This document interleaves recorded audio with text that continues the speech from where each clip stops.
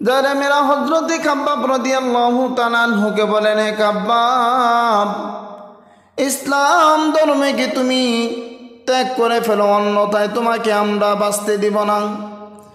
খাব্বাব রাদিয়াল্লাহু তাআলা আনহু বলেন, ও জালেমেরা, তোমরা শুনে রাখো, এই জীবনটাকে যদি তোমরা শেষ করে ফেলো, তারপরও আমি কোনোদিন বাতিলের সাথে ইসলাম সম্পর্কে কোনোদিন আমি আপোষ করব না।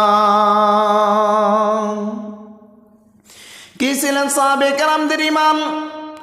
বর্তমান যুগে যদি আমাদের ঈমানকে মাপা হয়, তাহলে কেমন জানি আমরা ঈমানদারি দাবি করতে পারি না।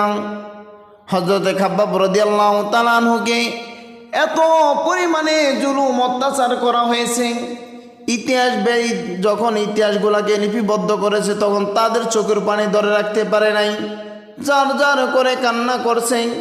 কিন্তু